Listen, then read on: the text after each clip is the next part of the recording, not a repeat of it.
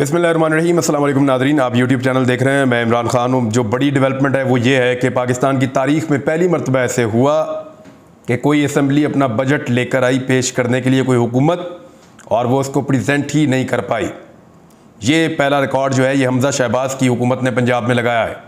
अव्वल तो हुकूमत ही गलत बनी हुई है, इनके पास कभी भी अक्सरियत थी ही नहीं, और 25 लोगों को तोड़ के लोटों का वोट लेकर पहले इन्होंने हुकूमत बनाई। लोटों का वोट क्योंकि गिनती में आता ही नहीं तो हुकूमत तो बन ही नहीं सकती, हुकूमत तो कामयाब हो ही नहीं सकती जब लोटों का वोट ही नहीं पड़ता।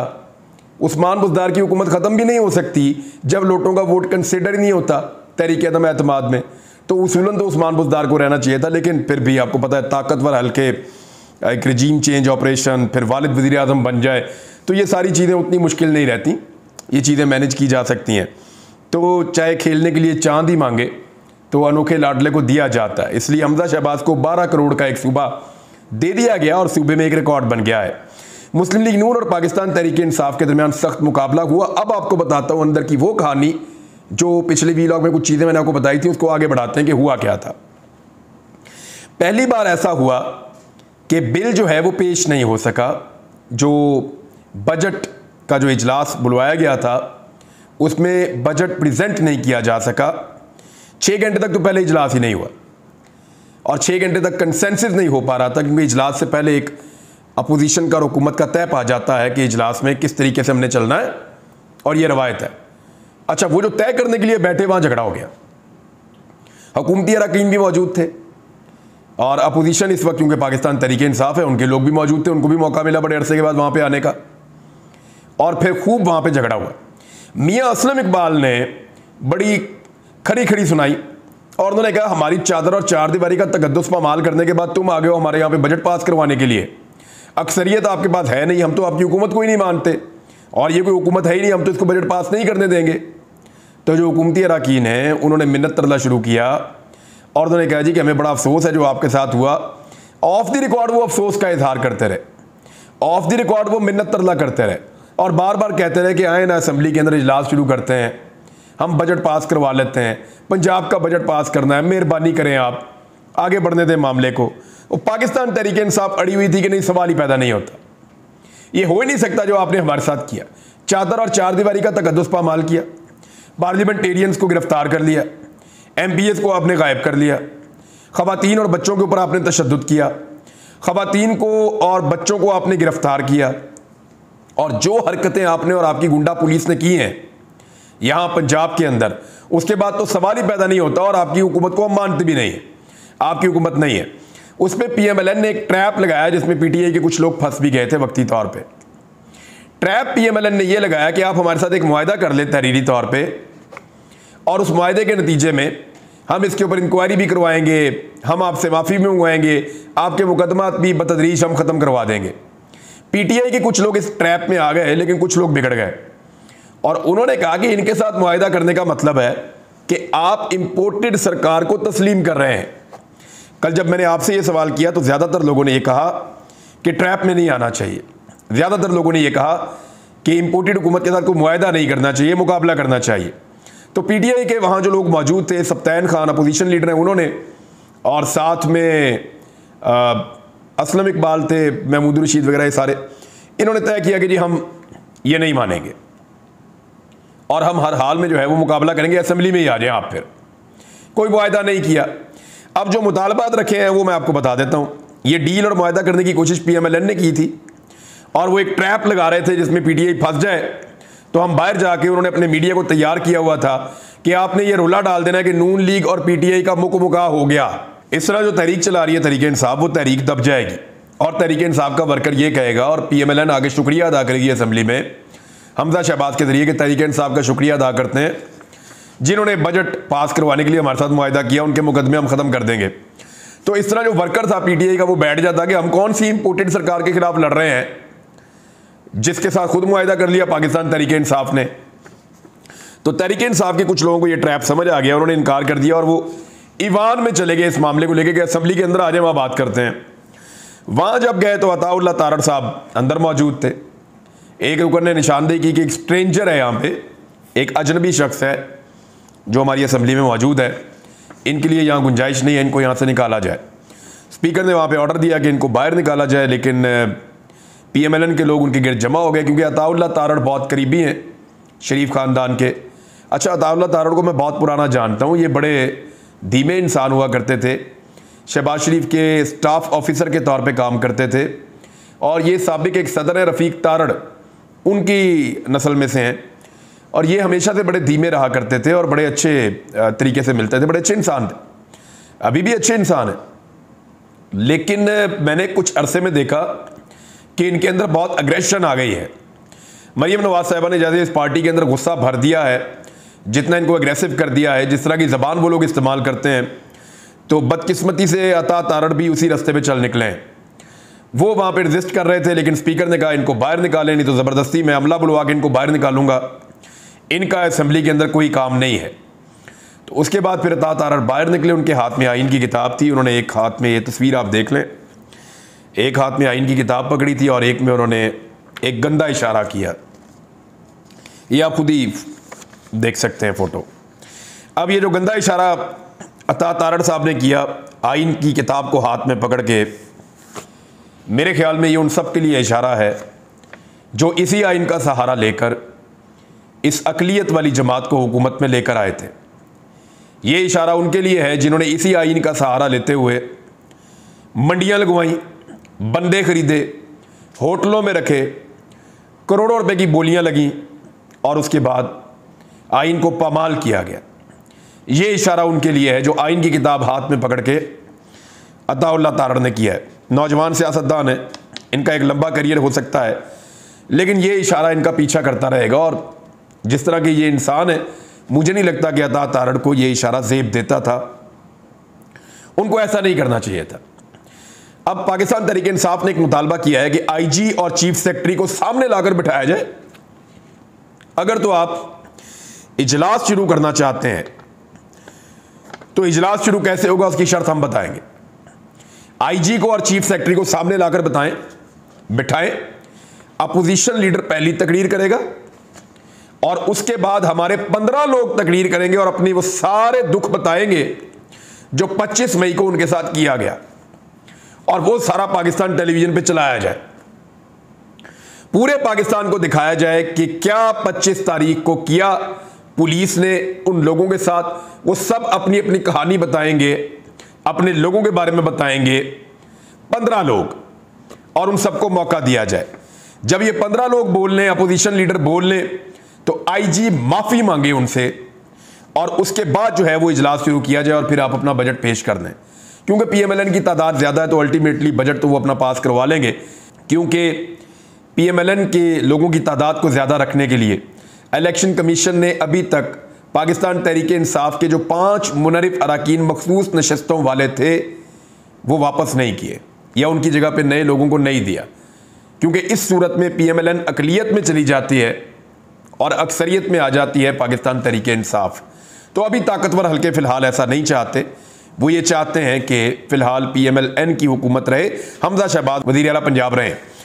अब दूसरी एक ऑप्शन पाकिस्तान तहरीक इंसाफ ने जब बहुत बहस चल रही थी तो ये दी कि ठीक है, आप हमारी बात ना माने, आप IG को ना बुलाएं, आप हमें तकरीर का मौका ना दें, आप यहीं पे हमारे साथ तय कर लें, आप बुला लें एक कमीशन, हाई कोर्ट के एक मुअज़्ज़िज़ जज की निगरानी में एक कमीशन बना लें, जो कमीशन ये तायुन करे कि 25 तारीख को क्या जुल्म और बर्बरियत हुई थी, उसके TOR तय कर लें और उसके मुताबिक एक पूरी रिपोर्ट बना के कटहरे में ले आए उन लोगों को जिनकी वजह से ये हुआ।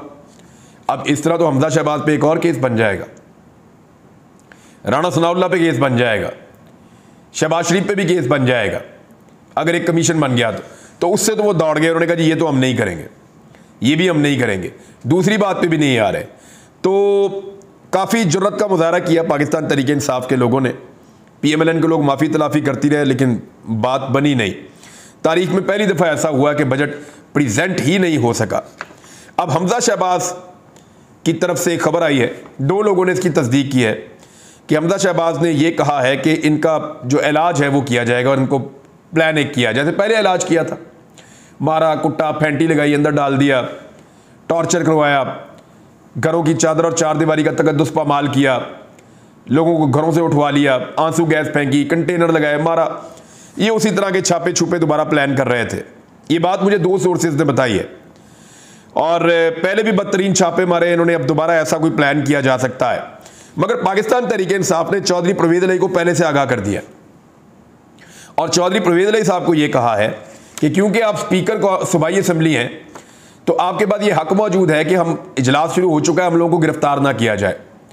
अगर हमें गिरफ्तार किया गया या हमारे लोगों को गायब किया गया, हमारे अगर 4 लोग भी गायब हुए और वो यहां ना पहुंच सके, असेंबली में ना आ सके, तो चौधरी परवेज इलाही इजलास की कार्रवाई शुरू ना करें जब तक कि हमारे बंदे बाजियाब ना कर दिए जाएं।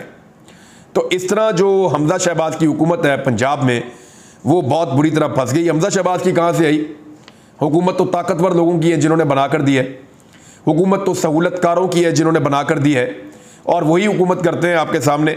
हमजा शहबाज तो एक कठपुतली है, लेकिन वो अपने बदले लेते रहते हैं बीच में, टॉर्चर करवा के, तशद्दुद करवा के, जुल्म करके। बहरहाल पंजाब की हुकूमत बहुत बुरी तरह फंस गई है और अब अगर वो पाकिस्तान तहरीक इंसाफ को पूरा मौका नहीं देती बात करने का, तो फिर पाकिस्तान तहरीक इंसाफ उनको ये बजट पेश नहीं करने देगी और सूरत हाल जूं की तूं रहेगी। एक और चीज मैं आपको दिखाता हूं, इलेक्शन कमीशन ऑफ पाकिस्तान ने एक और पार्टी जो है वो उसको रजिस्टर कर लिया है और ये मैं पार्टी आपको दिखाता हूं। ये एक नई पार्टी रजिस्टर की गई है जिसका नाम है PTIN, या इसका नाम है पाकिस्तान तहरीक इंसाफ नजरियाती। ये पार्टी रजिस्टर कर दी गई है इलेक्शन कमीशन ऑफ पाकिस्तान में और इसका इंतखाबी निशान रखा गया है बल्लेबाज। यानी आप देखें कि किस किस्म का, ताकि पाकिस्तान तहरीक इंसाफ का वोट जो है वो मैक्सिमम उसको तकसीम किया जा सके। यानी अगर PMLN का जो इंतखाबी निशान है वो टाइगर है, एक आदमी और अगर PMLN से मिलता जुलता कोई और नाम रख ले और झंडा भी उसी तरह का बना ले और फिर इंतखाबी निशान जो है वो इनका टाइगर है, उनका शेर हो जाए, तो क्या इलेक्शन कमीशन ऐसी इजाज़त देगा? कभी नहीं देगा। मिलते जुलते नामों, मिलते जुलते झंडों और मिलते जुलते इंतखाबी निशान के लिए इलेक्शन कमीशन इजाज़त नहीं देता। लेकिन यहां इलेक्शन कमीशन की ये 2 नंबरी एक पकड़ी गई है। ये सोशल मीडिया पे बहुत चल रहा है। ये एक उम्मीदवार भी आपको नजर आ रहा है सामने खड़ा हुआ कि PTI नजरियाती के नाम से एक पार्टी रजिस्टर हुई जिसका झंडा हूबहू पाकिस्तान तहरीक इंसाफ के झंडे के रंगों का है, लाल और सब्ज, जबकि उसके ऊपर जो इंतखाबी निशान उनको मिला है वो बल्लेबाज का मिला है। तो इस किस्म के हथकंडों से भी इलेक्शन कमीशन ऑफ पाकिस्तान बाज नहीं आ रहा। मुबैना तौर पर ये भी सोशल मीडिया पर खबरें चल रही हैं, इनकी मजीद तस्दीक भी आने वाले दिनों में हो जाएगी। कुछ लोगों ने इसको ट्वीट किया है, तो मैंने आपको ये सारी चीज़ बता दी है। इलेक्शन कमीशन ऑफ पाकिस्तान को या चीफ इलेक्शन कमिश्नर को ऐसी चीज़ है तो उसका नोटिस लेना चाहिए और इसको डिस्करेज करना चाहिए कि एक बड़ी पॉलिटिकल पार्टी जो पूरे पाकिस्तान में है उसके साथ आप इस किस्म का मजाक कैसे कर सकते हैं। इमरान खान साहब ने एक लंबी शॉट लगाई है और बड़ा ज़बरदस्त कामयाब काम किया है।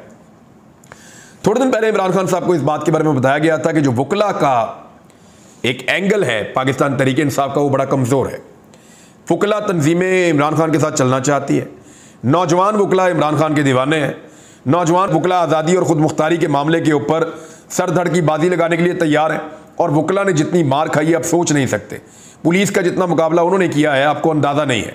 मैंने खुद वकला का एक कन्वेंशन उसको अटेंड किया और मैंने उनका जोश कभी ऐसा नहीं देखा था।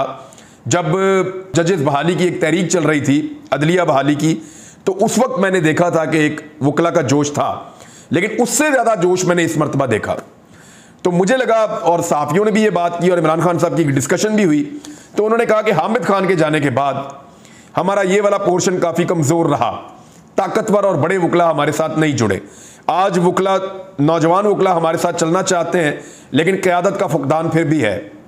तो इमरान खान साहब ने एक बड़ी कामयाबी हासिल की है और उनकी जो बड़ी कामयाबी है वो ये है कि हामिद खान ने वापस पाकिस्तान तहरीक इंसाफ ज्वाइन कर लिया है। ये इमरान खान साहब के जो मुखालफीन हैं उनके लिए एक बहुत बुरी खबर है। और बुरी खबर इस तरह से है कि हामिद खान, 2 ही तो ग्रुप में बहुत बड़े जो वकला के हैं पाकिस्तान में, एक आसमा जहांगीर ग्रुप था और एक हामिद खान ग्रुप था। हामिद खान, अलीम खान और जहांगीर तरीन की वजह से, यह एस्टेब्लिशमेंट की सियासत में मुदाखलत की वजह से इमरान खान से दूर हो गए थे, किनारा कशी उन्होंने इख्तियार कर ली थी। लेकिन अब जहांगीर तरीन और अलीम खान से इमरान खान साहब की जान छूट गई है, तो हामिद खान साहब से दोबारा रब्ता हुआ और इमरान खान साहब ने कुछ अपनी बात तस्लीम की और कुछ हामिद खान साहब ने भी दोबारा पाकिस्तान तहरीक इंसाफ की बागडोर संभालने का फैसला किया। तो अब हामिद खान की सूरत में एक बहुत बड़ी वकला की ताकत भी इमरान खान साहब के साथ शामिल हो गई है और आने वाले दिनों में आप देखेंगे कि वकला इस तहरीक का हर अव्वल दस्ता बनते हुए आपको नजर आएंगे। IMF के मुआहदे के हवाले से एक ताज़ा तरीन खबर है और एक बहुत ही बुरी खबर है। यानी सठिया गए हैं हमारे वज़ीर ख़ज़ाना मिफ्ता इस्माइल। वो मीडिया के साथ बात करते हुए उन्होंने गाली भी दे दी। यानी वो बात करते जा रहे थे, मीडिया के साथ उनके मुंह से गाली निकल गई। वो इतने परेशान हैं आजकल, बुखलाए हुए हैं बेचारे, सठियाए हुए हैं। तो उन्होंने ये कहा कि अगर हमने पेट्रोल की कीमतें मजीद ना बढ़ाई तो IMF मुआहदा नहीं करेगा और ये इंतहाई खतरनाक चीज़ है। 60 रुपये कीमत पहले बढ़ा चुके हैं। पहले कहते थे 10-15 रुपये कीमत बढ़ा के आप $1 अरब ले लें तो ये कौन सा फायदा है। अभी 60 रुपये बढ़ा के भी $1 अरब इनको नहीं मिल रहा, बल्कि 60 रुपये बढ़ाने के बाद दोबारा 60 रुपये बढ़ाने का इनको जो है वो एक दौरा पड़ा हुआ है और आने वाले दिनों में 250 रुपये तक तो पेट्रोल ये फौरन ले जाएंगे। ये सूरत हाल है। इसके बगैर इनको IMF से पैसे नहीं मिलने वाले और जुलाई तक इनको ये कीमतें हर हाल में अगले 15-16 दिन के अंदर बढ़ानी है। जाते जाते एक खबर आपको और दे दूं कि जो कराची के अंदर पुलिस ने गिरफ्तारियां की हैं, जो बलोच तलबा लापता हुए, उनके जो अहले खाना वहाँ पे एहतजाज कर रहे थे, जिस तरीके से गिरफ्तारियां की हैं वो मनाजिर देखकर बहुत दुख हुआ। मेरा शुरू से एक बात मानना है कि अगर ये लोग क्रिमिनल हैं या ये लोग पाकिस्तान के खिलाफ कार्रवाइयाँ कर रहे हैं, जैसा कि एक खातून खुदकुश बम्बार ने थोड़ा सा पहले अपने आप को उड़ा दिया था और चाइनीज जितने भी पढ़ाने वाले थे वो सारे पाकिस्तान छोड़ के चले गए, ये पाकिस्तान का नुकसान होता है। लेकिन अगर रियासती इदारों को ऐसा कोई शक है या कुछ चीज़ें हैं तो फिर कानून के मुताबिक सबूत हासिल करके कानून के दायरे के अंदर कार्रवाई करेंगे। तो मेरे ख्याल में इन लोगों के पास ये जवाब नहीं होगा कि ये सड़कों के ऊपर आकर बैठ के छोटे छोटे बच्चों को गोद में उठाकर इस किस्म का एहतजाज करें। इससे पूरी दुनिया में पाकिस्तान की बदनामी होती है। तो कानून के मुताबिक चीज़ें करें, जो गलत है उसको सजा दी जाए। यही इस मसले का परमानेंट सोल्यूशन है, वरना ये कोई हल नहीं है कि आप इंसानों को उठाएं और गायब कर दें। ये एक मजबूरी तो हो सकती है लेकिन मुस्तकिल हल नहीं हो सकता। अब तक के लिए इतने, अपना ख्याल रखिएगा, अपने इस चैनल का भी। अल्लाह हाफ़िज़।